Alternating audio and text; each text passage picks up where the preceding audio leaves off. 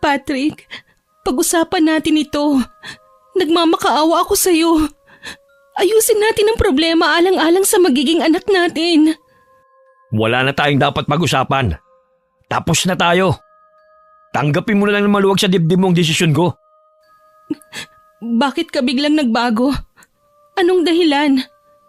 Basta hindi na kita mahal. O baka hindi talaga kita minahal. Anong sinabi mo? Hindi mo ko minahal? Paano tong pinagbubuntis ko? Bahala ka na dyan. Bibigyan na lang kita ng pera para sa panganganak mo. Pero sana ito ng huling beses na pupunta ka rito para manggulo. Hindi naman ako nanggugulo eh. Gusto ko lang makipag-ayos sa'yo. Wala nang dapat ayusin. Tapos na tayo. Mahirap pang intindihin yun. Hindi ganon kadali na matatapos ang relasyon natin. Baka nakakalimutan mo. Kasal tayo at magkakaroon na ng anak. Makinig ka sa akin, Lori. Nandito pa rin ang babaeng yan? Ang tagal niyo naman mag-usap. Kanina ka pa namin hinihintay sa loob. Ha? Wena? Anong ginagawa mo dito?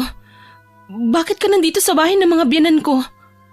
Hindi pa ba niya alam, Patrick? Anong hindi ko alam?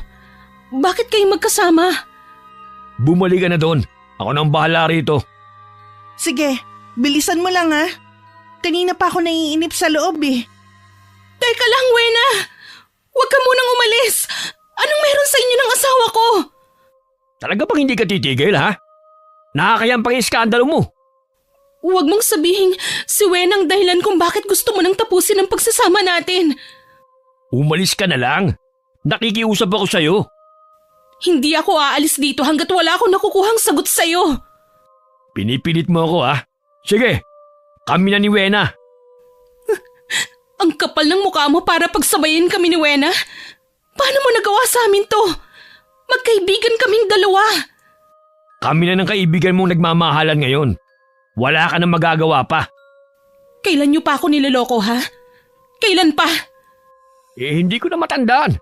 Basta, lagi siyang naroon sa tabi ko noong mga panahon na kailangan ko siya. Nung bang nasa probinsya ako, ha? Doon na buo ang relasyon yung dalawa? Ganun na nga. Kasalanan mo rin eh. Ang tagal mong bumalik. Para kang walang asawang iniwan dito. Pinabayaan mo ko noong mga panahon na yun. Si Wena ang naroon para gampanan ng trabaho na dapat ikaw ang gumagawa. Alam mong namatay ang tatay ko. Kailangan ako ni inay at mga kapatid ko. Hindi ba bago naman ako umalis, nag-usap pa tayo at pumayag ka naman na magtagal ako doon? Bakit parang sinisisi mo pa ako sa ginawa mong pagtataksil sa akin? Huwag na tayong magsumbatan, Lori.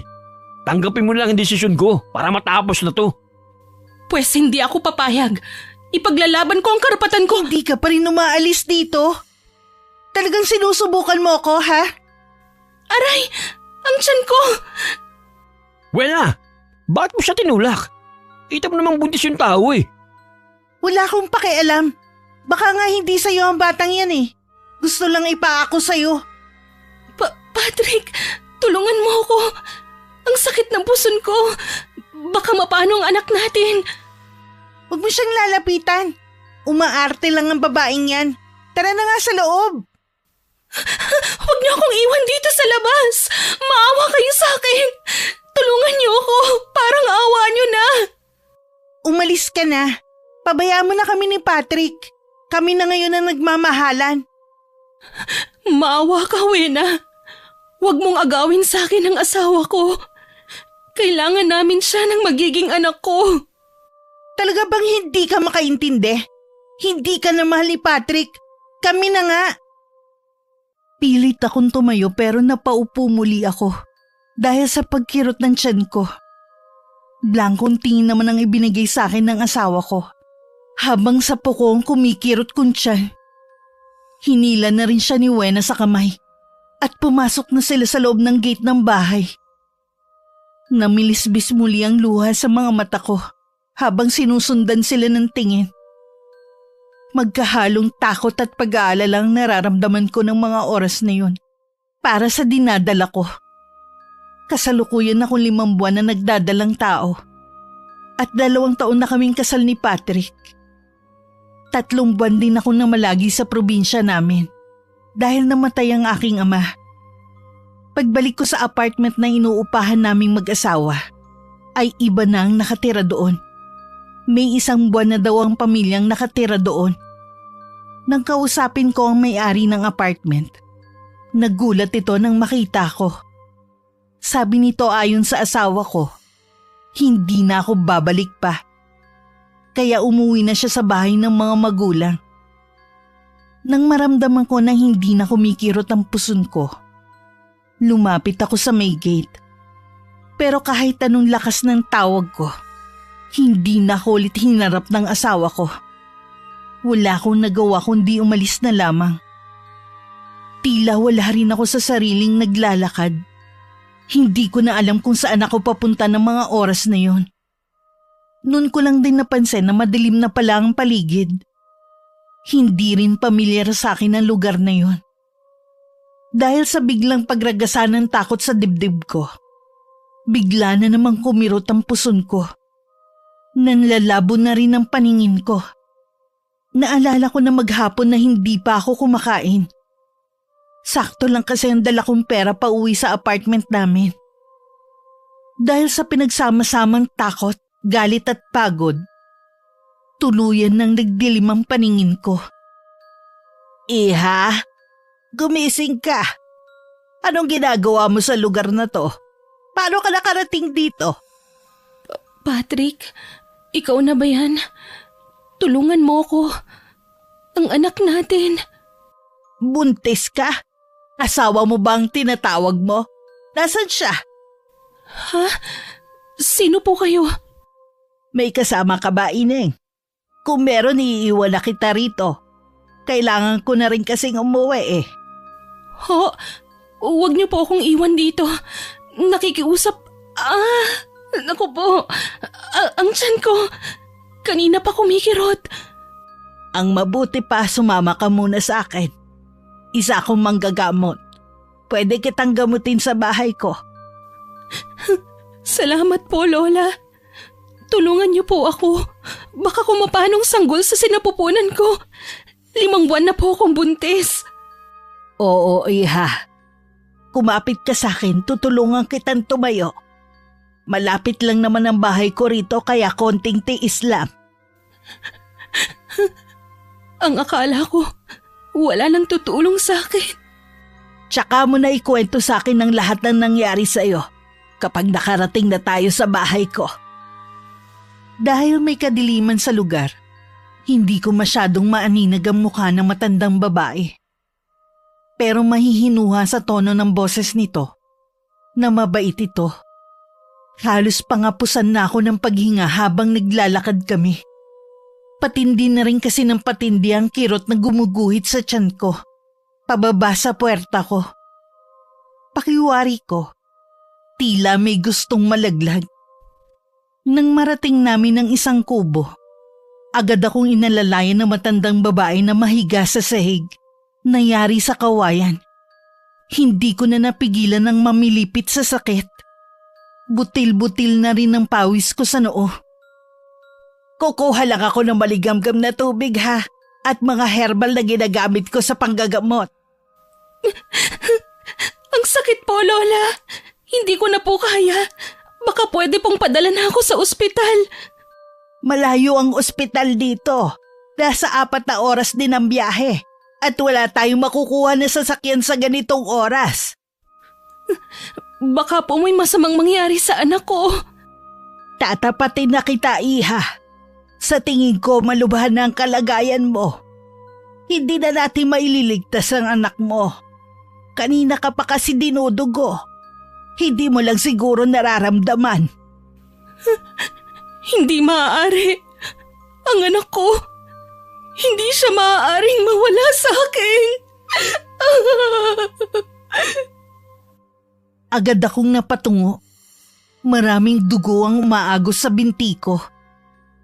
Napasigaw na lang ako sa matinding takot. Nilapitan naman ako ng matandang babae at pilit na pinapakalma. Ilang sandali pa, meron siyang pinaumoy sa akin na dahilan para mawalan ako ng malay tao. Nagising ako sa liwanag ng araw na tumatama sa mukha ko. Napasulyap ako sa may bukas na bintana. Hindi rin pamilyar sa akin ang buong silid na yon. Ilang minuto muna bago rumihistro sa utak ko ang mga nangyari. Bigla kong hinawakan ng tiyan ko. Sa pagkatigagal ko, impis na yon. Hindi ko na napigilan na mapabulalas ng iyak. Pumasok naman sa silid ang matandang babae at lumapit sa akin. Huminahon ka lang, iha. Makakasama sa iyo ang sobrang pag-iyak. Nasa na po ang sanggol sa sinapupunan ko? Bakit wala na siya? Patawarin mo ko, iha. Hindi ko na nagawa pang iligtas sa magiging anak mo sana. Maraming dugo na ang nawala sa iyo. Tsaka, wala nang pulso ang sanggol sa sinapupunan mo. Saan niyo po siya dinala? Inilibing ko siya sa likod nitong kubo. Nilagyan ko ng palatandaan para kung gusto mo siyang dalawin. Gusto ko po siyang puntahan. Kailangan mo munang magpalakas. Kumain ka muna. Hindi naman aalis ang puntod ng anak mo. Hindi po, Lola.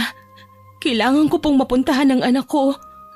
Nagmamakaawa po ako sa inyo. Samahan niyo po ako sa anak ko. O sige, halika at aalalayan kita papunta sa puntod ng anak mo. Hindi naman kalayuan sa kubo ng matandang babae ang puntod na ginawa nito. Habang palapit, parang balon na walang tigil sa pag-agos ang mga luha sa mata ko. Nang makita ko ang kahoy na krus, napaluhod na lang ako sa lupa at ang iyak ko ay nauwi sa panaghoy. May ilang oras din na nasa harapan lang ako ng puntod. Hinayaan lang ako ng matandang babae na magdalamhati. Nung papalubog na ang araw, tsaka lang niya ako ulit nilapitan. Halika na muna sa loob ng kubo para makapagpahinga ka at makakain na rin. Kailangan mo mabawi ang lakas na nawala sa'yo. Ayoko pa po, Lola. Dito lang muna ako. Naiintindihan kita sa pagdadalamhati mo. Pero kailangan mo ring isipin ang kalusugan mo. Hindi biro ang pinagdaanan mo, ha? Sana po kasama na lang ako ng anak ko na nawala. Naniniwala ako na may iba ka pang misyon na gagampanan. Kaya ka nabuhay. Huwag mo sanang sayangin ang buhay ng anak mo. Bakit kailangan sa akin pa mangyari ang bagay na to? Alam kong hindi madali ang pinagdadaanan mo. Pero hindi kita pipilitin na magtapat sa akin. Ang gusto ko sumama ka muna sa akin para saluhan ako sa pagkain. Ako nga pala si Salud. Ako po si Lori. Napakagandang pangalan. Bagay sa maamo mong mukha. Sa pamimilit sa akin ni Lola Salud, napahinuhod na rin niya akong pumasok na kami sa loob ng bahay. Sinulyapan ko muna ang puntod ng anak ko bago ko sumama kay Lola Salud. Sa loob ng kubo, pinaupo lang ako ni Lola sa upuan habang sumasandok ito ng sopa sa kaserola. Tsaka lang ako nakaramdam ng gutom nang maamoy ko ang mabangong niluto nito. Kaya naman nang ilapag sa harap ko ang umuusok na mangkok ng sopas. Sa nanginginig na kamay, dinampot ko na ang kubyertos at saka dahan-dahan sumubo. Kumain ka lang, meron pa sa kaserola. Niluto ko talaga yan para sa'yo. Salamat po, Lola. Dahil sa pagdadalamhati ko, hindi ko na po naramdaman ng gutom kanina. Pagkatapos mong kumain, inumin mo yung nilaga kong ugat ha at balat ng katawan ng puno. Mainam yun para bumalik ang nawalang lakas mo. Tsaka iwas binat na rin.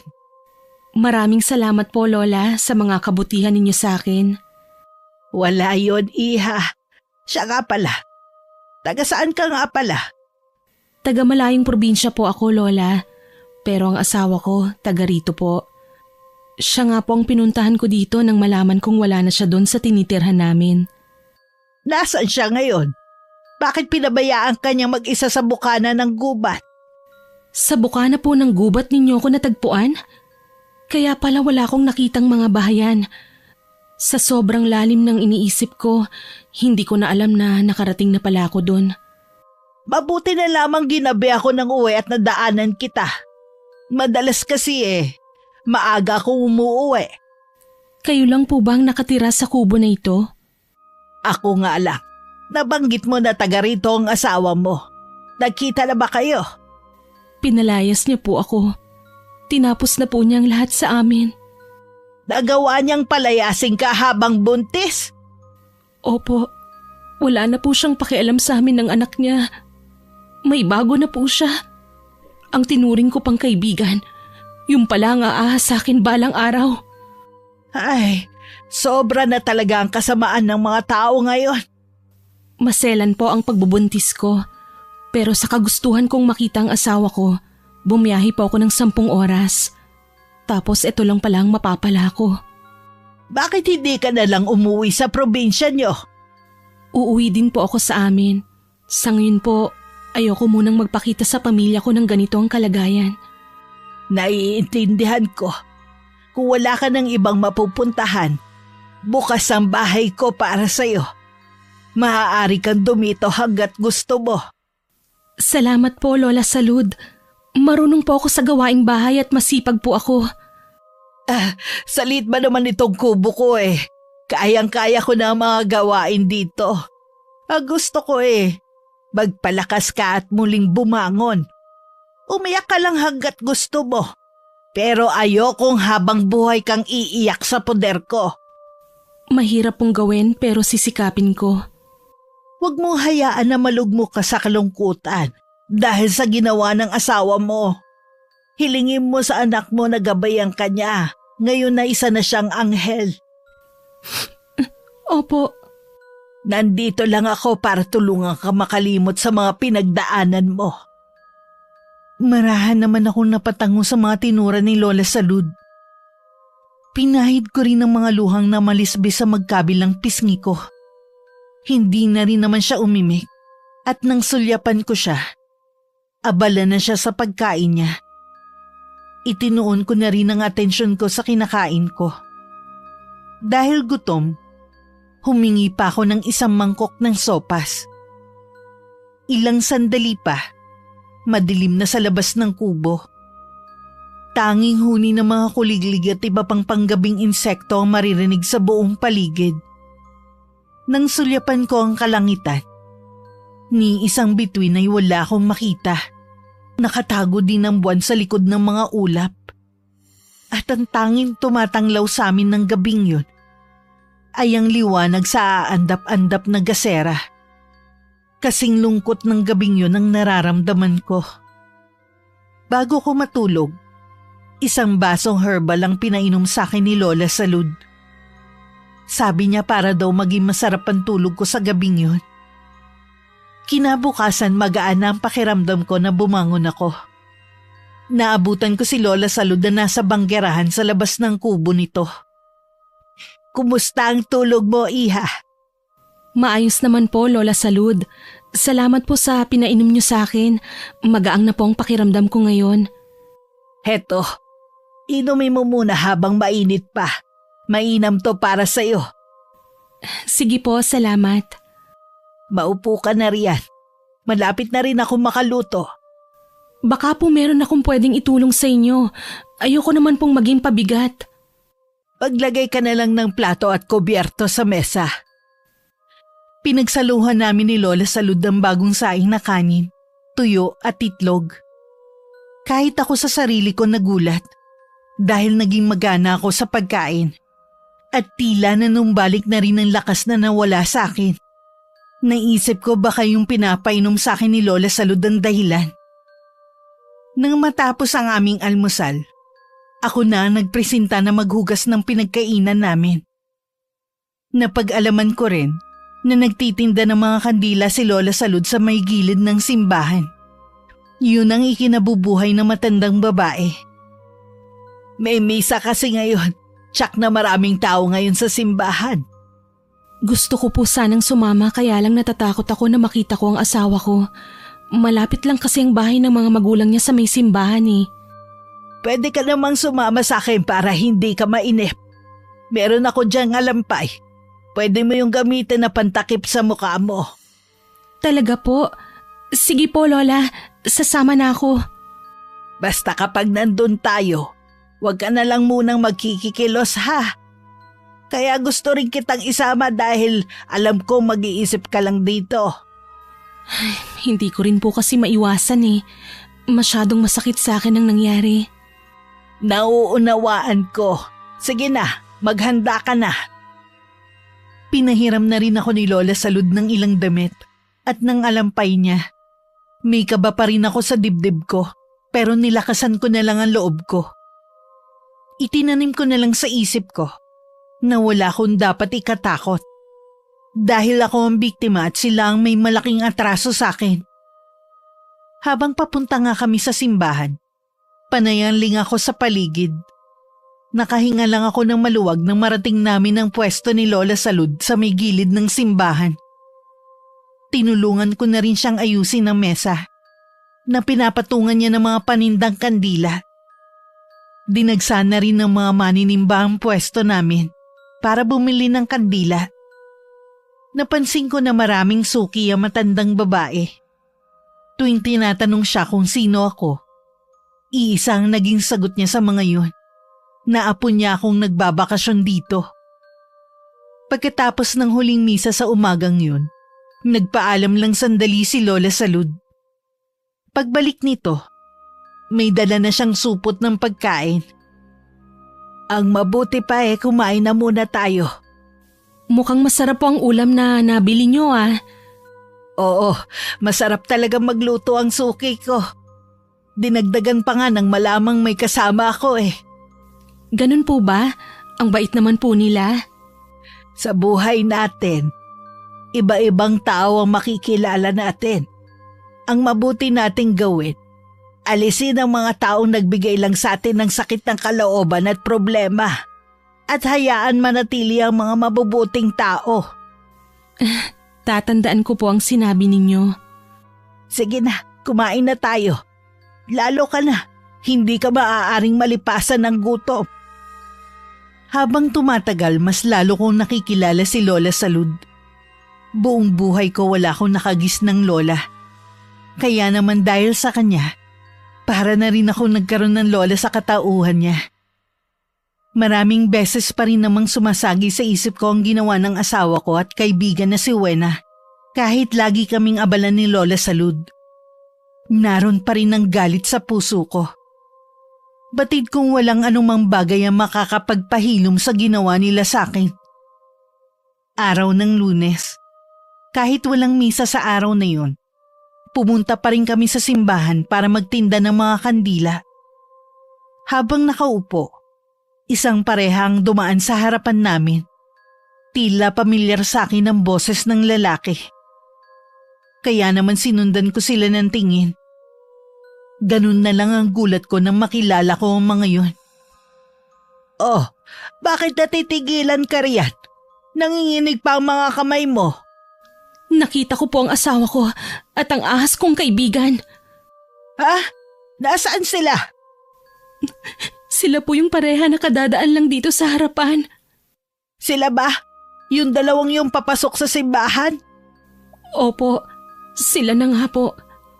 Pagkatapos ng ginawa nila sa akin, may gana pa talaga silang magsimba. Sa mahigit na 3 dekada kong pagtitinda ng mga kandila, ngayon ko lang sila nakita rito. Baka ito ang kauna-unahang pagkakataon na pumasok sila ng simbahan. Hindi naman po talaga pala simba si Patrick kahit nung nagsasama pa kami. Mabuti pa si Wena, nasamahan niyang pumasok sa simbahan. Samantalang ako. Huwag ka nang umiyak. Huwag mong sayangin ang mga luha mo sa mga walang kwentang tao. Lola, palapit po si Patrick sa atin. Baka bibili ng kandila. Kumalma ka lang dyan. Ako na ang bahala. Lola, pabili nga po ako ng 2 kandila. Ito, iho, ang kandila mo. Salamat ho. Huwag niyo na po akong suklian. Sa inyo na po yan. Salamat, iho. Hindi ko maiwasan na lihim na lang mapaismid sa tinuran na yun ng asawa ko. Nung magkasama kasi kami sa iisang bahay, hindi niya ako pinapahawak ng pera. Ngayon ko lang napagtanto na sa loob ng 2 taon naming pagsasama, wala na siyang ginawa kundi pagdamutan ako. Hindi rin ako pinakikitunguhan ng maganda ng pamilya niya. Dama ko noon pa na ayaw nila sa akin para sa anak nila. Tuwing may okasyon ng pamilya nito, madalas nasa kusina lang ako, tumutulong sa mga kasambahay, habang ang asawa ko ang humaharap sa mga bisita at kapamilya nito. Ni minsan din hindi niya ako ipinakilala sa mga kamag-anak niya bilang asawa. Tila kinakahiya niya ako. Iniisip mo na naman ang nakaraan mo, no? Hindi ko po maiwasan, Lola. Ang dami na palang hindi magandang ginawa sa akin ng asawa ko. Pero dahil sa pagmamahal ko sa kanya, naging bulag ako. Nakakabulag talaga ang pag-ibig. Pero sa nakikita ko na tauhan ka na. Balang araw makakalimot ka rin. Sana nga po ay ganun lang yun kadali. Lalo't may posibilidad na lagi ko siyang makikita. Kung may iba kang plano, nandito lang ako para suportahan ka. Salamat po sa parati niyong pag-aalala sa akin. Sa palagian kong pagsama kay Lola Salud sa simbahan, parati ko ring nakikita sina Patrick at Wena, maging ang mga magulang ng asawa ko. Mukhang kasundo nila si Wena. Magiliw sila rito na kahit kailan hindi nila ginawa sa akin. Madalas formal nila akong hinaharap. Ni hindi nga sila natuwa nang malamang nagdadalang tao ako noon. Sa nakikita kong pagsasaya nila, nagdulot naman yun ng matinding kalungkutan sa akin. Ang galit na nararamdaman ko sa asawa ko at kaibigan, lalong nadagdagan. Maging sa pamilya ng asawa ko, unti-unti na rin ako nakakaramdam ng pagkapuot. Nang araw na hindi kami pumunta sa simbahan, may ilang oras akong naglagi sa harap ng puntod ng anak ko. Isinumbong ko sa kanya ang bigat ng nararamdaman ko dahil sa ginawa ng ama niya at pamilya nito. Nang maramdaman ko na pumapatak na ang malalaking butil ng ulan, tsaka lang ako pumasok sa loob ng kubo. Sabi sa balita sa radyo, may parating na bagyo sa lugar natin. Ho? Kailangan po ba nating lumikas? Hindi na kailangan, Iha. Malapit dito ay may isang kuweba. Doon ako namamalagi kapag may bagyo. Ihanda mo na lang ang mga gamit mo kung sakaling kailangan nating lumikas. Opo, Lola. May ilang oras din namin binantayan kung lalakas ba ang hangin at ulan. Hindi ko maiwasan na kabahan, lalo't isang matanda lang ang kasama ko sa kubo na yon. Wala din kaming kapitbahay na maaaring hingan ng tulong kung sakali. Habang nasa kusina ako, panay ang tingin ko sa labas ng bintana. Samantalang si Lola Salud, nakikinig sa radyo niyang debaterya. Salamat naman at lumihis na ang bagyo. Hindi na direktang tatama sa lupa. Pero kailangan pa rin natin mag-ingat. Mabuti naman po, Lola. Kung ulan lang po siguro kakayanin naman itong kubo pero hindi ang malakas na hangin. Yun nga ang inaalala ko Marupok na ang kubo na to. Baka nga kahit walang bagyo at malakas lang ang hangin bibigay na rin to. Lola, wala po ba kayong ibang pamilya? Nagtataka lang po kasi ko kung bakit dito nyo piniling mag-isang manirahan. Ayoko kasi maging pabigat sa mga anak ko. May kanya-kanya na silang pamilya at nakatira sa ibang lugar. Minsan dinadalaw nila ako dito at kinukumbinsi na tumira na sa kanila. Pero tila bang may pumipigil sa akin na gawin yun. Ngayon alam ko na kung bakit. Dahil darating ka sa buhay ko. Para nyo na rin pong sinabi na nakatakdang mag-cruise sa mga landas natin. Ganun na nga, Iha. Mula nang dumating ka, nagkaroon muli ng kulay ang malungkot kong buhay. Naantig ang kalooban ko sa tinuran na yun ni Lola Salud. May kirot din sa dibdib ko na ilang taon din siyang namuhay sa gubat na yun na mag-isa. Bagamat malakas pa at kaya pa niya magtrabaho, naisip ko na sa ganung edad ay dapat nagpapahinga na lang ito sa bahay. Naalala ko tuloy bigla ang inay sa probinsya namin. Kahit lumihis na ang bagyo, nung gabing yun malakas pa rin ang ulan na may panakanakang hangin. Hindi ako makatulog. Nanatili lang akong nakatitig sa nag-iisang gasera sa kubo na yon. Kinabukasan, maaga akong nagising. Agad akong lumabas ng bahay. Napansin ko agad ang napakaraming naglaglagan ng mga dahon at putol na sanga sa lupa. Sandali ko lang yun sinulyapan at saka dumiretso na ako sa puntod ng anak ko. Halos matabunan na yun ang mga dahon at sanga. Nilinisan ko lang yun at inayos ang krus na kahoy. Nang matiyak na maayos na ang puntod nito, tsaka ako bumalik sa kubo. Hindi ba nasira ang puntod ng anak mo ng malakas na ulan? Hindi naman po, Lola. Ako na po palang maglilinis sa labas ng kubo. O sige, pero humigop ka muna ng mainit na kape bago ka mag-umpisa. Sa kabila ng mga nangyari, masaya naman ako sa piling ni Lola Salud. Pero may kahungkagan pa rin akong nararamdaman. Sa tuwing nakikita ko kasing magkasama ang asawa ko at ang itinuring kong kaibigan, lalo kong nararamdaman ng galit sa puso ko. Sa palagay ko hindi ako matatahimik hanggat hindi ako nakakaganti sa ginawa nila sa akin. Nang mga oras na yun, nakabuo na ako ng pasya. Hindi ako uuwi sa pamilya ko hanggat hindi ko nakikitang nagdurusa ang dalawa. Habang naglilinis ako ng kubo, napagtuunan ko ang isang lumang baul sa tabi. Napapansin ko na yun dati pa.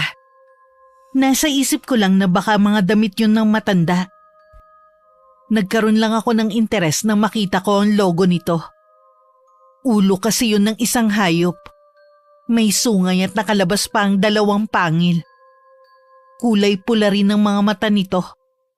Sa pagkakatitig ko sa bagay na yun, tila ako nahihipnotismo na buksan ang baul. Namalayan ko na lang na nabuksan ko na yun. Ang inaakala kong mga damit ang nasa loob ay hindi pala. Nang makita ko ang laman ng baul, agad akong kinutuban kung para saan ang mga gamit na yun. Nang maramdaman kong parating na si Lola Salud, nagmamadali ko yung isinara at saka ibinalik sa pagkakaayos sa tabi. Mabuti po nakauwi kayo kagad. Oo nga buti konti lang ang tao sa palengke. Sa susunod po ako na lang ang pupunta sa palengke. Marunong naman po akong mamili. Meron din kasi akong dinaanan kanina, kaya gusto kong ako na lang ang pumunta sa palengke. Tsaka mabuti na rin yon, dahil baka magkita pa kayo ng dati mong asawa. Ho? Nandun din po siya? Oo, kasama niya yung babae. Nakasalubong ko sila. Nakilala pa nga ako ng asawa mo at binati ako. Talagang umaasta na sila bilang mag-asawa. Hindi man lang sila nag-alala kung na paano na ba ako pagkatapos nila akong palayasin. Ay, tingin ko sa mga yun, hindi nakakakilala sa Diyos kaya ganun silang umasta. Nagpapakasaya sila samantalang ako. Hanggang ngayon nagdurusa pa rin dahil sa kagagawa nila. May karma rin sa mga katulad nilang manloloko. Mas matindi pa ang sasapiti nila kumpara sa nangyari sa'yo. Sana nga po, Lola. Dahil hindi ako matatahimik habang sila masaya at ako naman miserable. Habang lumilipas ang mga araw, lalong bumibigat ang nararamdaman ko. Hindi rin ako makatulog sa gabi. Paulit-ulit kasing gumigitaw sa isip ko ang eksena kung saan madalas kong makita na masayang magkasama ang dalawa. Lingid sa akin, nagsasama na sa iisang bubong ang dalawa. Parehong suportado ng kani-kanilang pamilya ang relasyon nila. Wala akong kamalay-malay. Habang nasa probinsya ako at nagluluksa sa pagkamatay ng ama ko, unti-unti na akong sinisiraan ng asawa ko sa pamilya niya. Para may dahilan siya na hiwalayan ako.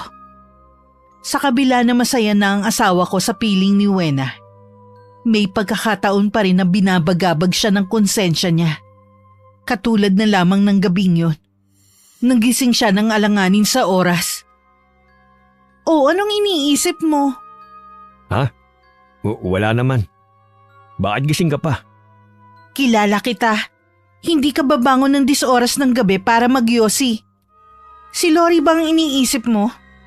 Hindi naman siya mismong iniisip ko eh. Kundi magiging anak namin. Malamang umuwi na yun sa kanila. Wala naman siyang ibang tutuluyan dito eh. Hindi ko maiwasan na makonsensya sa ginawa ko sa kanya. Paano kung may masamang nangyari sa kanila ng anak ko? E di sana may nakarating na sa iyong balita. Malit lang ang lugar na to. Para wala kang mabalitaan kung may masamang nangyari sa kanya. Siguro nga umuni lang siya sa probinsya nila. Kaya hindi na nagpakita sa atin. Sayang nga lang at hindi tayo pwedeng magpakasal. Sabi mo naman dati ang mahalaga lang sa'yo. Magkasama tayo at hindi ang makasal sa akin. Ay, sinabi ko nga yun. Pero naisip ko na masarap siguro na maglakad papasok sa simbahan habang nakatrahe de boda. Hanggang pangarap ka na lang. Yan ang bagay na hindi ko maibibigay sa'yo. Alam mo sa umpisa pa lang kasal ako kay Lori. Oo na, hindi mo kailangan ipamukha pa sa akin. Sinasabi ko na ang totoo. Hindi mo kailangang mainis. Ako pa rin naman ang panalo sa amin ni Lori. Kasal nga siya sa'yo. Hindi naman kayo ang magkasamang dalawa. Ang mabuti pa matulog na lang tayo. Huwag na nga natin pag-usapan yan. Nagpatiuna na sa pagpasok si Patrick sa loob ng kwarto nila. Sumunod na rin naman agad si Wena sa kanya. Kinabukasan kahit kulang sa tulog, maaga pa rin gumising si Patrick para maghanda ng almusal nilang dalawa. Hindi niya kasi maaasahan sa ganung bagay si Wena. Katatapos lang niya magluto nang bumangon ito. Tayo nang kumain. Mamaya pala, sa bahay ng mga magulang ko tayo magtatanghalian. Bakit ba kailangan natin laging pumunta sa bahay ng mga magulang mo? Mabuti nga nakasundo mo kaagad sila eh. Samantalang si Lori hindi nila magustuhan. Ay, Lori na naman. Bakit ba napapansin ko tuwing nababanggit kong pangalan ni Lori, lagi kang iritable? Huwag mo na lang kasi siyang banggitin para hindi uminit ang ulo ko. Oh, saan ka pupunta? Nakahanda ng almusal natin. Hindi ako nagugutom. Matutulog na lang ako ulit. Naiiling na lang si Patrick na sinundan ng tingin si Wena. Siya na lang din mag-isang kumain ng agahan. Hindi rin sila natuloy ng araw na yun sa pagpunta sa bahay ng mga magulang dahil biglang sumama ang pakiramdam ni Wena. Buong maghapon lang sila sa bahay. Hindi lang maamin ng asawa ko kay Wena na ilang gabi na siyang hindi makapagkatulog. Lagi kasi siyang nananaginip tungkol sa umiiyak na sanggol. Samantala, maagang umalis si Lola sa lud ng araw na yun. Kaya nagawa kong pakialaman muli ang laman ng baul. Isa-isa ko yun inilabas at saka tiningnan. Maging ang lumang libro na naroon. May palagay ako na nakapaloob sa libro ang tungkol sa iba't ibang klase ng kulam na maaaring gawin. Lori, anong ginagawa mo riyan? Ha? Lola, bakit po kayo bumalik? May nakalimutan po ba kayo? Bakit hawak mo ang libro na yan? Ibalik mo ang mga yan sa loob ng baul. Nakita ko naman po lahat. Alam ko po kung para saan ito. Sa susunod, huwag kang basta-basta mangingialam sa mga gamit ko nang walang pahintulot ko. Pasensya na po, Lola. Nadala lang ako ng kuryosidad ko. Hindi mo alam ang panganib na pwedeng idulot ng ginawa mo. Ano po bang mangyayari sa akin? Tiningnan ko lang naman po. Nararamdaman ko na punong-puno ng galit ang puso mo ngayon dahil sa ginawa ng asawa mo at kaibigan. Nababasa ko sa mga mata mo na gusto mong maghiganti. Pero wag ang paraan na naiisip mo. Alam ko po na mali, pero wala na po akong naiisip na paraan para makaganti sa kanila. Ipaubaya mo na lang sa may kapalang lahat ng bigat ng dibdib mo. Siya na ang bahalang magparusa sa mga taong nagkasala sa'yo. Tulungan niyo naman po ako. Tanging kayo na lang ang makakatulong sa akin para maisagawa ko ang gusto kong paghihiganti. Matagal ko nang kinalimutan ng tungkol sa bagay na yan. Patawad, hindi kita matutulungan. Tuluyan ng gumuho ang natitira kong pag-asa sa sagot na yun ni Lola Salud. Nang iwan niya akong mag-isa, napaiyak na lang ako sa isang tabi. Itinago na rin ni Lola Salud ang baol. Hindi ko alam kung saan niya yun dinala. Hindi rin naman nagbago ang pakikitungo sa akin ni Lola. Lagi pa rin niya akong kasama sa pagtitinda ng kandila sa simbahan. Maasikaso pa rin siya sa akin katulad noon. Hindi na nga lang niya binanggit pa ang tungkol sa baol. Hindi yata kasama ng mga biyenan mo ang asawa mo ngayon. Baka po nakukonsensya ng pumasok ng simbahan pagkatapos ng mga ginawa nilang kasalanan. Ay, hindi naman kasi lahat ng pumapasok sa simbahan ay buo ang pananampalataya. Madalas sa kanila pakitang tao lamang na sila'y nagsisimba. Minsan po ay naiisip ko kung galit ba sa akin ng Diyos. Kasi naging mabuti naman po akong anak, kapatid at asawa. Pero pinarurusahan pa rin niya ako. Hindi ka niya pinaparusahan. May dahilan siya kung bakit pinagdadaanan mo ang pagsubok na yan. Kahit na naghihirap kami ng pamilya ko, hindi ako nagreklamo sa kanya. Nung maaga niyang kunin ang itay, hindi ako nagtanong sa kanya. Ngayon lang, dahil naghahanap ako ng kasagutan kung bakit kailangan niya akong ilagay sa pinakamahirap na sitwasyon ko ngayon. Siya lamang ang nakakaalam ng lahat. Masasagot din ang mga tanong mo balang araw. Huwag ka lang bibitaw sa pananalig mo sa kanya. Gusto ko sanang bumalik sa pamilya ko, pero naduduwag akong harapin sila at ipagtapat ang nangyari sa akin. Ayokong kaawaan nila ako dahil sa ginawa sa akin ng asawa ko. Nang sumunod na araw, galing ako ng palengke. Hindi ko alam na magkikita kami ni Patrick. Pareho pa kami nagkagulatan na dalawa. Akmang iiwas ako nang bigla siyang humarang sa daraanan ko. Akala ko umuwi ka na sa inyo. Bakit nandito ka pa? Hindi ba wala na tayo? Kaya wala ka nang pakialam kung ano man ang ginagawa ko dito. Saan ka nakatira ngayon? Wala ka namang kaibigan dito ah. Wala akong panahon para sagutin ang mga tanong mo. Nagmamadali ako ngayon. Teka lang, bakit impis na ang tiyan mo? Nanganak ka na ba? Pero imposible. Nalaglag ang ipinagbubuntis ko. Ha? Nakunan ka? Nakunan ako dahil sa inyo. Kayo ni Wena ang dahilan kung bakit nawala ang anak ko. Baka naman sinadya mong ipalaglag. Tapos kami ang sisisihin mo. Ang kapal ng mukha mo. Kasalanan niyo kung bakit nawala ang anak ko. Pagbabayaran niyo ng mahal ang ginawa niyo. Sisiguraduhin ko na hindi kayo magiging masaya. Tumigil ka. Sa tingin mo kaya matatakot ako sa mga sinasabi mo? Masaya na kami ni Wena ngayon.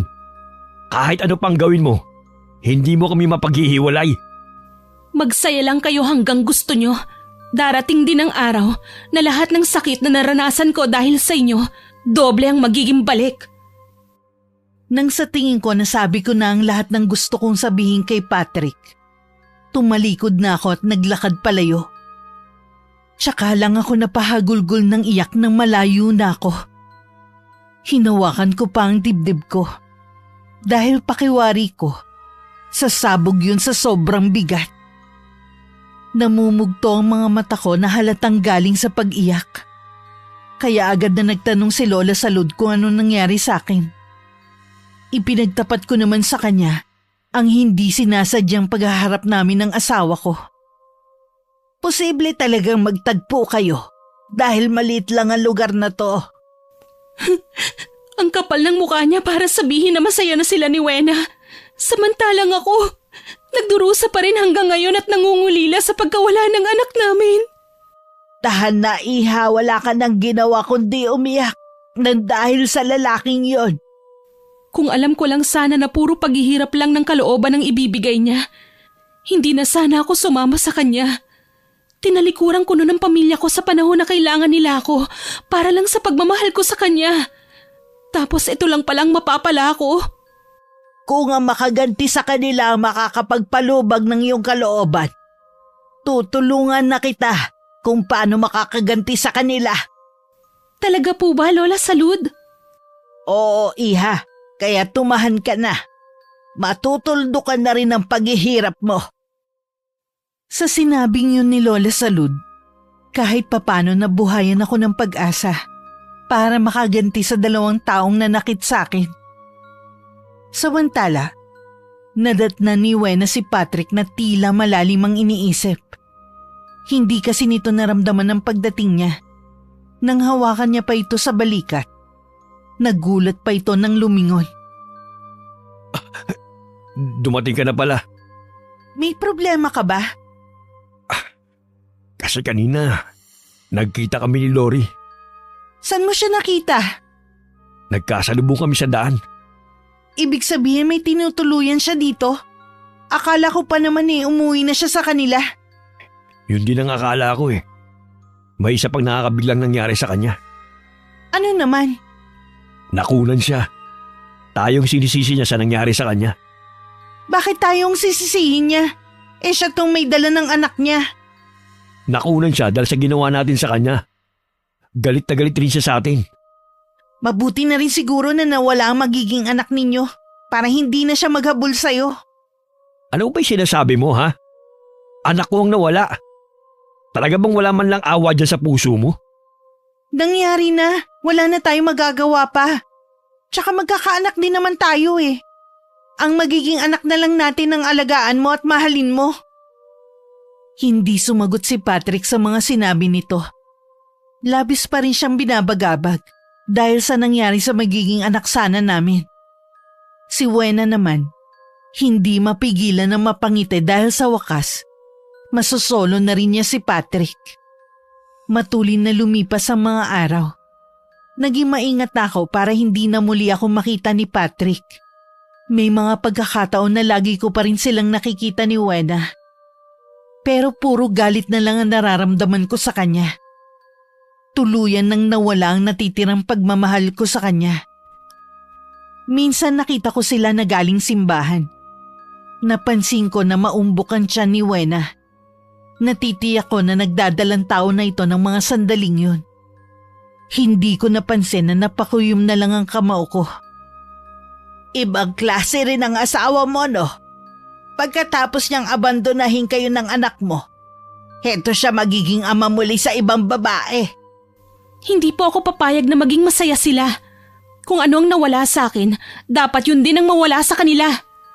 Hindi kita masisisi na napuno na ng galit ang puso mo nang dahil sa kanila. Dahil sa ritual na ginagawa ni Lola Salud, hindi yun kinaya ng katawan ni Wena. Nalaglag din ang batang nasa sinapupunan nito. Labis ang pighati nito at maging si Patrick sa pagkawala ng magiging anak nila. Mula noon tila wala na sa sariling katinoan si Wena. Lagi lang siyang nagkukulong sa kwarto nito. Ayaw makipag-usap kahit kanino. Sumagi tuloy kay Patrick na baka karma na yun sa kanila. Wena, pwede pa naman tayo ulit gumawa ng baby. Sabi ng doktor, wala daw naging problema. Kahit ilang pang anak na gusto natin, pwede. Kasalanan ni Lori to. Siya ang dapat sisihin kung bakit nawala ang magiging anak sana natin. Bakit naman siyang sinisisi mo? Wala naman siya dito eh. Sigurado kung pinapanalangin niya na sana makunan din ako para pareho na kami. Kalimutan na natin si Lori. Matagal na akong walang balita sa kanya. Hindi ako matatahimik hanggat hindi ako nakakaganti sa kanya. Tama na. Tayo may atraso sa kanya, hindi siya. Kung nawala man ang anak natin, dahil karma sa atin yun. Siya nagbigay sa atin ng kamalasan. Napapahagod na lang sa sariling buhok si Patrick. Hinayaan niya muna na umiyak lang si Wena para mailabas nito ang bigat sa dibdib. Tsaka niya nilapitan para aluin. Sa tulong ng kani-kanilang pamilya, nalampasan ni Wena ang pagdadalamhati sa pagkawala ng anak nila. Makalipas lamang ang ilang buwan, muling nagdadalang tao si Wena. Ngunit sa pagkagulat ng lahat, patay na ang sanggol nang ilabas ito sa sinapupunan ng ina. Hindi lang ang mag-asawa ang labis na nagdalamhati, maging ang kani-kanilang pamilya. Tila ba may sumpang bumabalot sa kanilang pagsasama. Habang nagdadalamhati sila, nagsasaya naman ako. Matindi ang naging kabayaran sa mga ginawa nila sa'yo. Kulang pa po yun sa paghihirap na naranasan ko. Sa tingin mo kaya, hindi pa sapat yun para masabing nakaganti ka na? Ay, sa totoo lang po, Lola Salud, hindi pa po ako nasisiyahan sa nangyari sa kanila. Paalala lang, Iha, kung ano ang ginawa mo sa kapwa mo, yun ang babalik sa'yo. Handa na po ako sa pwedeng mangyari sa akin. Wala na naman pong mawawala pa sa akin. Hangad ko pa rin ang kaligayahan mo. Sa tingin ko, bagong pag-ibig lang ang makakapaghilom sa nasaktan mong puso. Kung iniisip niyo po na magmamahal akong muli, malabo na pong mangyari yun. Naiintindihan kita, Iha. Pero ang payo ko sa'yo, huwag mong isara ang puso mo sa panibagong pag-ibig. Habang abala ko sa pagtulong kay Lola Salud, wala naman akong kamalay-malay sa sitwasyon ng mag-asawa. Napapadalas ang kanilang pag-aaway mula nang mamatay ang anak nila sa pangalawang pagkakataon. Kahit maliit na bagay, pinagtatalunan nilang dalawa. Saan ka pupunta? Sa lugar na tahimik at hindi ko maririnig ang pagbubunganga mo. Sawa ka na pala sa bunganga ko eh. Mabuti pa nga maghiwalay na lang tayo. Mabuti pa nga, maghiwalay na tayo. Ano? Talagang iiwan mo ko? Seryoso ka? Eh hindi ba yun naman ang gusto mo? Pagkatapos kitang piliin, pagkatapos kitang ipaglaban, ito pa ang mapapala ko sa'yo. Masaya kami nagsasama ni Lori. Tapos bigla mo na lang kaming ginulo. Ginusto mo rin naman na iwan siya. Bakit ako lang ang sinisisi mo? Pinagtabuyan ko yung asawa ko para sa'yo. Hindi ko siya dinamayan na mawala ang anak namin. Sana naman naiisip mo yung mga sakripisyo ko para sa'yo. Masyado kang makasarili. Nawalan din naman ako ng anak 2 beses pa. Nasasaktan din ako. Kaya nga hindi ba, lagi akong nasa tabi mo. Iniintindi ka. Pero wala ka nang ginawa kundi awayin ako. Nang hindi nagsalita si Wena, tuluyan nang tumalikod si Patrick at lumabas ng bahay. Pumunta muna siya sa bahay ng mga magulang at doon nagpalipas ng gabi. Kinabukasan, pinayuhan siya ng ama na bumalik sa kanilang bahay at makipag-ayos kay Wena. Sinabi rin ng ama ni Patrick na may palagay ito na baka may nagbigay ng sumpa sa kanilang pagsasama. Hindi naman naniniwala si Patrick sa sinabi nito, pero sinunod pa rin niya na umuwi sa kanila. Pagdating sa bahay, takot na takot si Wena na nakasiksik sa gilid ng kama. Nang makita si Patrick, patakbo itong lumapit dito at yumakap na mahigpit habang umiiyak. Ano nangyari? May matandang babae na nandito sa bahay. Nakakatakot ang itsura niya. Kung ano-ano ang binibitiwan niyang salita sa akin. Parang nanggagaling sa ilalim ng hukay ang boses niya. Dito ka lang. Titignan ko lang ang buong bahay. Wag mo kong iiwang mag-isa. Natatakot ako. Huwag kang matakot. Nandito lang ako. Hindi kita iiwan. Sasama ako sa'yo. Nakakapit pa sa braso ni Patrick si Wena. Hindi makakailang matinding takot dito dahil sa panginginig. Lahat na ng sulok ng bahay ay tinignan ni Patrick. Pero wala siyang nakitang tao. Naisip niya na baka naghahalusinasyon lang ang babae. Dahil sa nangyari dito, napansin din niya na nanlalalim ang mga mata nito at magulo ang buhok. Tanda na wala itong tulog. Sinamahan na lang ni Patrick ito sa kwarto at tinabihan sa kama. Agad naman nakatulog si Wena. Nang magising ito, magaan na raw ang pakiramdam. Huwag mo na ako ulit iiwan, Pat, ha? Baka bumalik ulit yung matandang babae eh.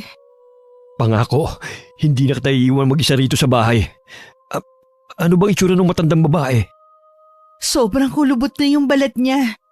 Lubog ang mga mata at nakalugay ang mahabang buhok na parang nililipad ng hangin. Meron siyang sinasabi na hindi ko maunawaan. Hindi ka namamalikmata ka lang. Baka dahil sa sobrang pag-iisip mo. Kung iniisip mo nasisiraan na ako ng bait, nagkakamali ka. Wala akong iniisip na ganun. Kahit hindi mo sabihin, yun ang iniisip mo sa akin. Nag-aalala ako sa'yo.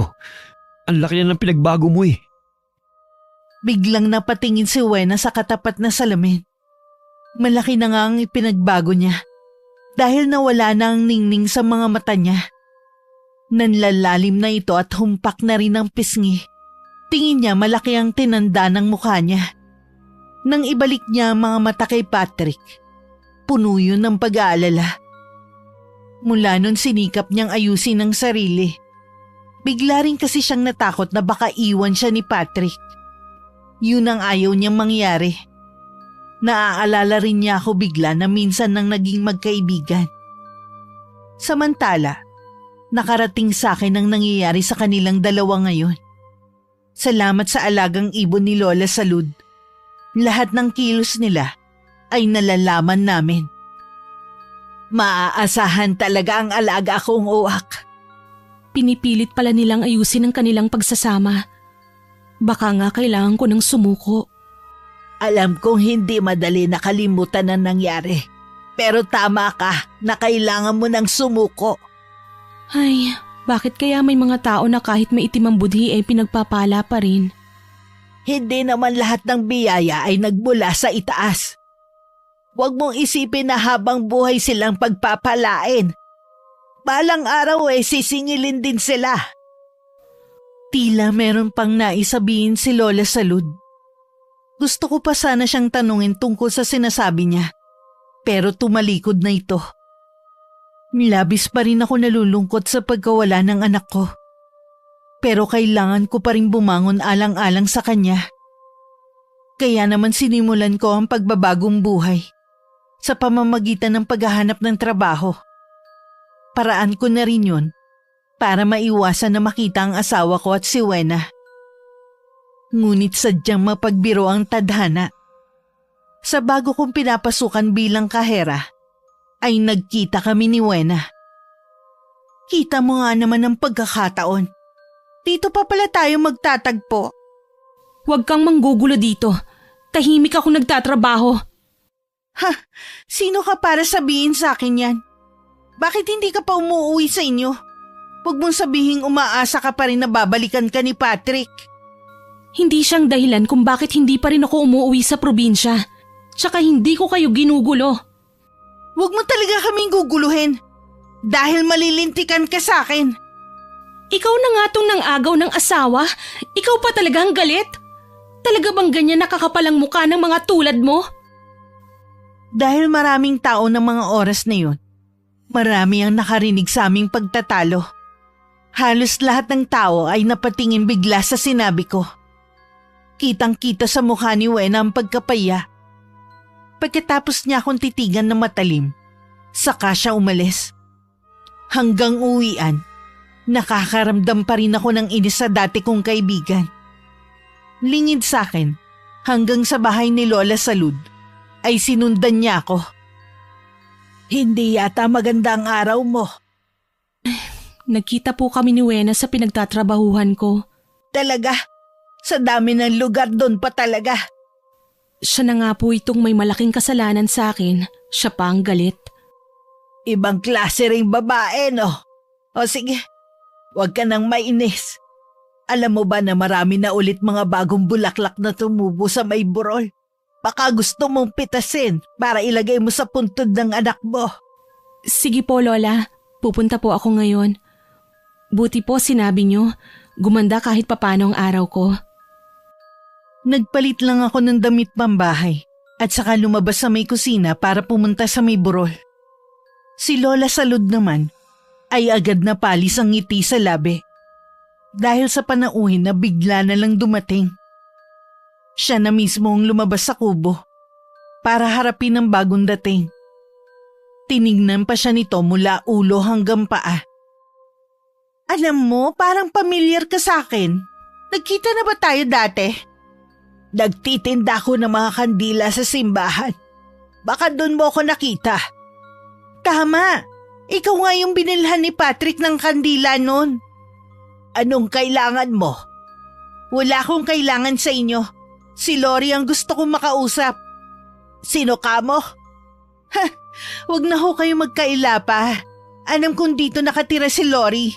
Wala siya rito, kaya makakaalis ka na. Ang tanda niyo na nagsisinungaling pa kayo. Anong sinabi mo? Hindi ko yata gusto ang tabas ng dila mo, iha. Huwag mo nang itago ang babaeng yun. Sinabi nang wala siya rito eh. Hindi ako aalis dito hanggat hindi mo inilalabas ang babaeng yun. Akala ko pa naman matapang siya. Magtatago lang pala siya sa isang matandang hukluban. Ganyan ka ba pinalaki ng mga magulang mo, ha? Walang modo at delikadesa? Nagawang mang-agaw ng asawa ng iba? Ah, nakwento na pala sa inyo ni Lori. Siguro nagpaawa siya sa inyo, no? Umalis ka na. Baka kung ano pa ang magawa ko sa'yo. Sinabi ko nang hindi ako aalis dito hanggat hindi ko nakakausap si Lori. Itinulak pa niya si Lola Salud na napasadsad sa lupa. Pagkatapos walang paalam na pumasok sa kubo. Lahat ng sulok tiningnan nito. Lumabas pa siya sa may kusina pero hindi niya ako nakita. Nang balikan niya si Lola Salud, nakatayo na ito at masama ang tingin sa kanya. Biglang naalala ni Wena ang matandang babae noon na nagpakita sa kanya. Ikaw ang matandang babaeng yun. Ikaw ang nanakot sa akin. Umalis ka na dito kung ayaw mo mapahamak. Isa ka yatang mangkukulam. Nakisabuatan ba sa'yo si Lori para takutin ako, ha? Hindi ka ba talaga aalis? Inuubos mo ang pasensya ko. Nahintakutan naman si Wena nang biglang umihip ang malakas na hangin. Napaatras na lamang siya sa matinding takot. At saka nagmamadaling umalis sa lugar na yun. Pagdating sa bahay nila, agad niyang ikinuwento kay Patrick ang nangyari. Ano? Pinuntahan mo si Lori? Oo, gusto ko lang naman malaman kung saan siya nakatira eh. Alam mo bang isang mangkukulam ang kumukup sa kanya? Yun ang matandang babae na nagpakita sa akin noon. Ano bang sinasabi mo? Hindi na ako nagtataka kung si Lori din ang may kagagawan kung bakit namatay ang mga anak natin. Pwede ba, Wena? Hindi yun magagawa ni Lori. Tsaka, walang mangkukulam sa lugar na ito. Maniwala ka sa akin, Pat. Nagsasabi ako ng totoo. Mangkukulam ang matandang yun. O sige, ganito na lang. Para matahimik ka na. Magtatanong-tanong ako sa mga taga rito kung sino ang matandang babae na yon. Gawin mo. Alang-alang sa magiging anak natin. Buntis ka na ulit? Oo, kaya kailangan mong gumawa ng paraan para maprotektahan mo kami na magiging anak natin. Pinaghalong saya at pag-aalala ang nararamdaman ni Patrick ng mga sandaling yun. Para mapanatag ang kalooban ni Wena, nagtanong-tanong siya tungkol kay Lola Salud. Yung mga lehitimong tagaroon ng pinagtanungan niya ng impormasyon dito. Hindi niya inaasahan ng malalaman na labis niyang ikinagulat. Pumunta rin siya sa kubo kung saan kami nakatira ni Lola Salud. Nagkataon ako lamang ang nandun nang dumating siya. Anong ginagawa mo dito? Nandyan bang matandang babaeng kasama mo? Wala si Lola Salud dito. Anong kailangan mo sa kanya? Kilala mo ba kung sino ang matandang babae na sinamahan mo? Oo naman. Siya lang naman ang tumulong sa akin nung nangangailangan ako ng tulong. Dahil ang asawa ko at itinuring na kaibigan ay pinagtabuyan ako. Isang mangkukulam ang matanda. Mapanganib ang taong yan. Talaga ba?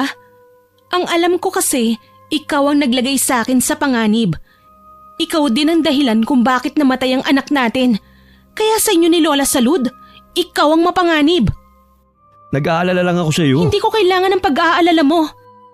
Umalis ka na. Walang nagawa si Patrick kundi ang umalis. Nakita ko pa kung paano nito ikinuyom ang kamao. Nang wala na ito, tsaka ko lang pinakawala ng pinipigilan kong paghinga. Pakiramdam ko tuyong-tuyo ang lalamunan ko dahil sa pakikipagtalo sa asawa ko. Para naging mabagal din ang pag-usad ng oras. Naging kainip-inip sa akin ang bawat sandali na hinihintay ko si Lola Salud. Hindi rin nagtagal, dumating na rin ito. Agad kong sinabi na galing dun si Patrick. Hindi ko naman ito kinakitaan ng pagkabigla. Inaasahan ko na ang pagdating niya dito sa atin. Tiyak na sinabi ng kaibigan mo sa kanya kung saan ka nakatira. Galing nung isang araw dito si Wena. Ano po? Galing dito si Wena? Bakit hindi niyo po sinabi sa akin? Nung araw na nagkita kayo, sinundan ka niya pa uwi. Ngayon lang ako nakakilala ng ganong klaseng babae. Nakakakulo ng dugo talaga. Noon pa naman po iba na ang ugali niya. Pinakikisamahan ko lang talaga ng maayos dahil akala ko kaibigan talaga ang turing niya sa akin. May palagay ako na hindi ka nila titigilan. Bakit hindi ka muna umuwi sa inyo? Hindi ko po kayo pwedeng iwan dito. Lalo't alam ni Patrick na may alam kayo sa kulam. Hindi ako natatakot sa kanila. Hindi nila ako kaya. Baka po ipagkalat nila ang tungkol sa lihim niyo. Maraming lehitimong taga rito ang nakakaalam sa lihim ko. Kaya pinili ko na manirahan sa lugar na ito. Dahil batid kong natatakot sila sa akin. Patawarin niyo po ako, Lola. Dahil sa akin nadamay pa kayo. Wala kang kasalanan. Ipaubaya mo na lang sa akin ang asawa at kaibigan mo. Kitang-kita sa mga mata ni Lola Salud ng kakaibang kislap. Kahit ako, kinilabutan sa naiisip ko na binabalak nitong gawin. Gusto ko man siyang pigilan. May bahagi ko naman ang sumasang-ayon sa balak nito. Samantala, kanina pa naghihintay si Wena sa pagdating ni Patrick. Kanina pa siya hindi mapakali. Kaya nang dumating ito, agad na niyang inusisa. Tama ka nga tungkol sa matandang babae na yon. Pinuntahan ko rin siya sa kanila. Pero si Lori lang ang naabutan ko. Natitiyak ko rin na magkasabwat sila sa pagkawala ng mga anak natin. Wala tayong ebidensya. Mahirap magbintang. Ano pa bang ebidensya? Nalaman na natin na isang ang mangkukulam ang matandang yun. Dapat ipaalam natin sa mga tao dito ang tungkol sa kanya. Para mapalayas na sila sa lugar na to. Hindi ganun kadali ang gusto mong mangyari. Hayaan mo na lang ba na muling mapahamak ang magiging anak natin? Hindi ko hahayaan na mawala muli ang anak natin. Huwag ka mag-alala. Hihingi ako ng tulong sa mga magulang ko. Nang kausapin nga ni Patrick ang mga magulang, kinumpirma nga ng mga to na totoong mangkukulam ang matandang babae. Pero walang tagaron ng sinaktan nito. Dahil na rin sa pakiusap ni Patrick, kumausap ang ama nito ng mga taong pwedeng tumulong sa kanila para mapaalis si Lola Salud sa lugar na yon. Kasama ang ilang kalalakihan sa pangunguna ni Patrick, pinuntahan nila ang kubo para sunugin. Binuhusan nila ang buong paligid ng gasolina at saka sinindihan. Dahil sa pag-aakalang lalabas kami kapag natutupok na ang kubo, walang pag-aalinlangan na sinunog nila yon. Ngunit sa pagtataka nila, malapit nang maabo ang kubo pero hindi kami lumabas. Inakala ni Patrick na kasama kami sa natupok sa sunog. Lingid sa kanya, bago pa sila magtungo sa kubo, batid na namin ang kanilang plano. Dahil sa tulong ng alagang ibon ni Lola Salud, nagawa naming makaalis bago pa matupok ang kubo. Sumusobra na talaga sila. Paanong nagawa ni Patrick ang sunugin ang tinitirhan natin? Matitikman nila ngayon ang galit ko. Ano po ang gagawin ninyo? Saan na po tayo pupunta ngayon? Sa kuweba muna tayo pansamantala. Doon walang gagambala sa atin. Patawarin niyo po ako, Lola Salud. Walang dapat sisihin kundi ako. Pati tuloy kayo, nadamay sa kamalasang dala ko. Huwag mong sisihin ang sarili mo. Wala kang kasalanan. Tara na sa kuweba na sinasabi ko sa'yo. Napilitan na rin tuloy akong huwag pumasok sa trabaho. Hanggang dun kasi, hindi ako tinatantanan ni Wena. Kahit nakakainip ang pamamalagi sa kuweba, wala naman ako mapagpilian. Gusto ko man umuwi na lamang sa amin, Hindi ko naman maatim na iwan si Lola Salud.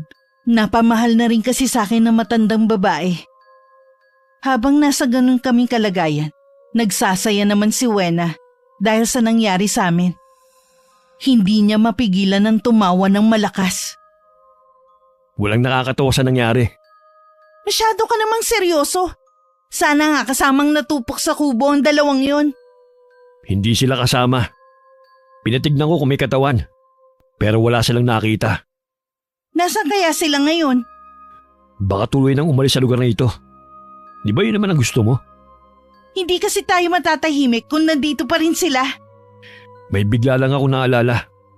Kapag nalaman nilang tayong nasa likod ng pagkasunog ng kubo nila, baka balikan tayo ng matandang babae. Oo nga no. Paano kung kulamin niya tayo? Sana naman ay hindi niya gawin sa atin. Anong gagawin natin? Ayoko mamatay. Paano ang anak natin?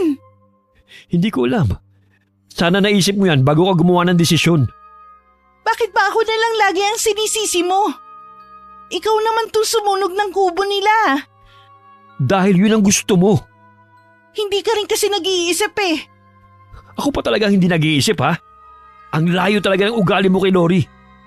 Kahit na kailan, hindi ako nung sinabihan ng masasamang salita. Huwag mo nga mabanggit-banggit pa ang pangalan ng asawa mo. Matiim lang siyang tinitigan ni Patrick at saka lumabas ng bahay. Nanatili muna siya doon para sumagap ng hangin.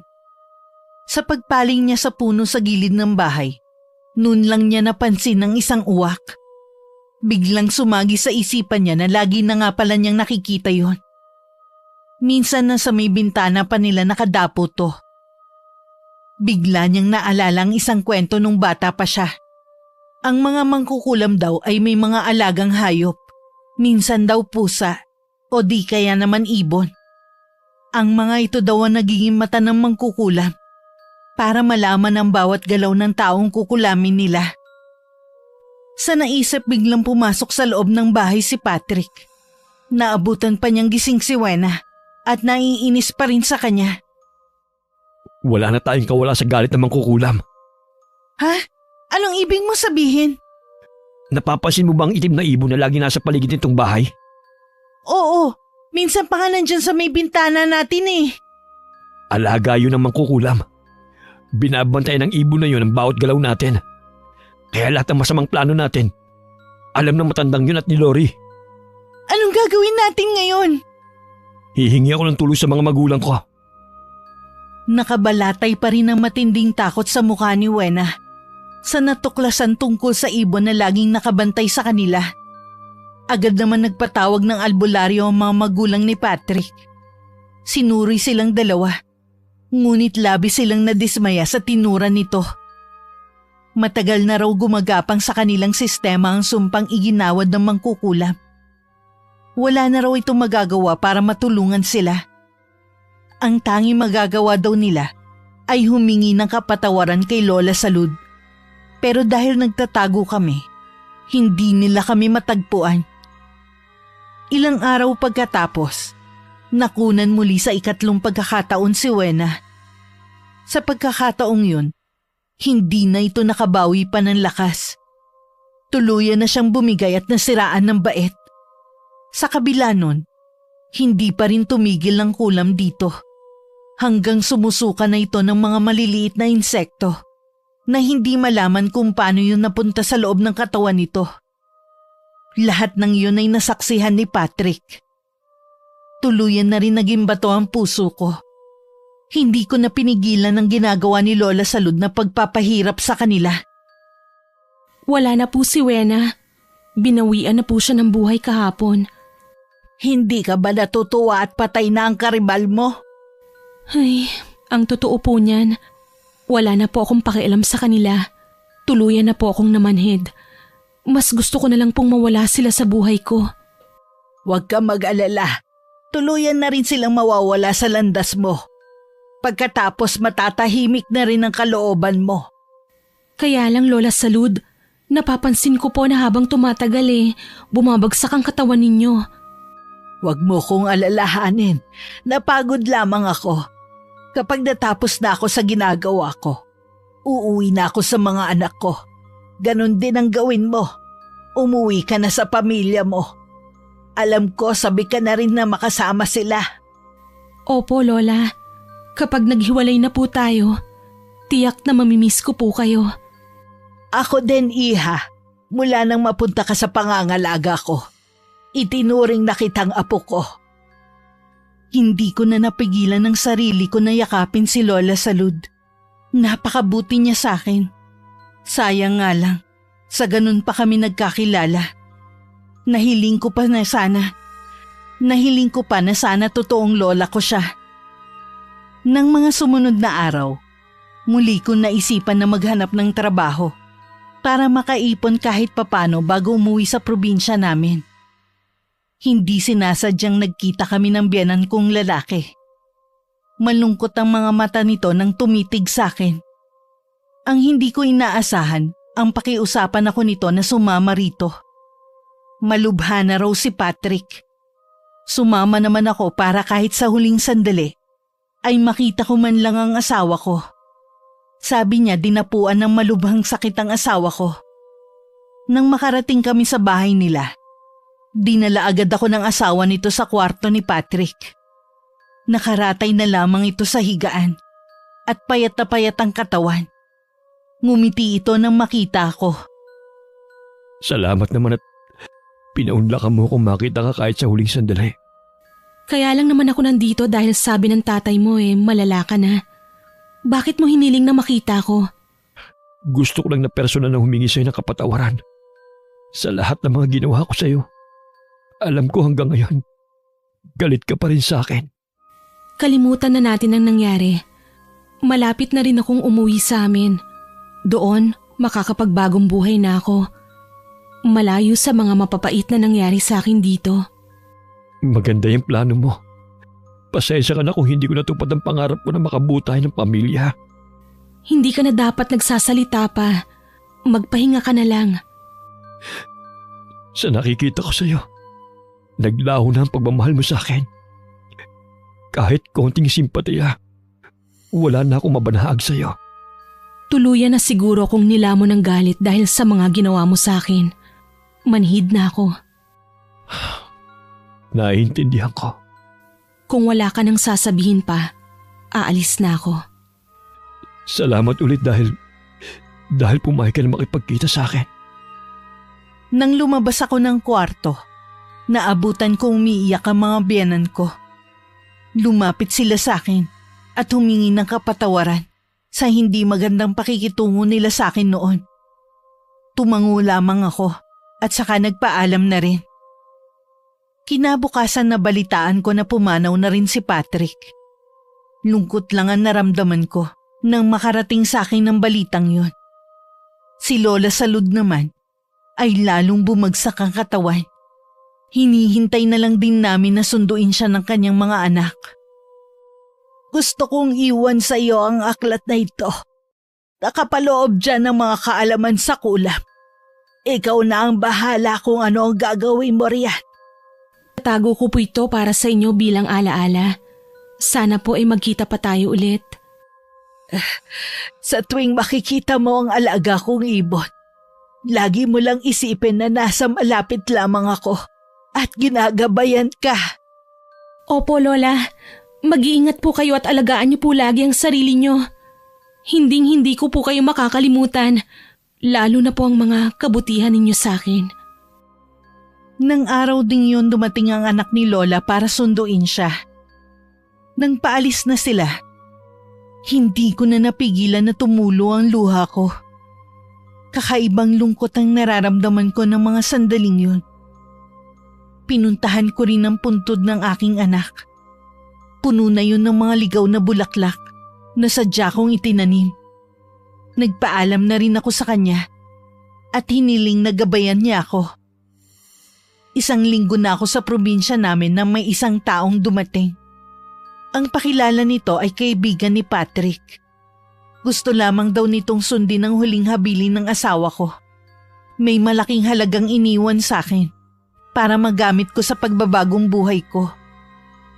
Hanggang makaalis ang kaibigan nito, Hindi pa rin ako makapaniwala na gagawin yun ng asawa ko. Sa paglipas ng mga taon, naging maayos man ang buhay namin ng pamilya ko dahil sa perang iniwan ng asawa ko. Hindi pa rin ako matahimik dahil bahagi pa rin ako ng kulang na nangyari sa kanya. Wakas. Patrick, pag-usapan natin ito.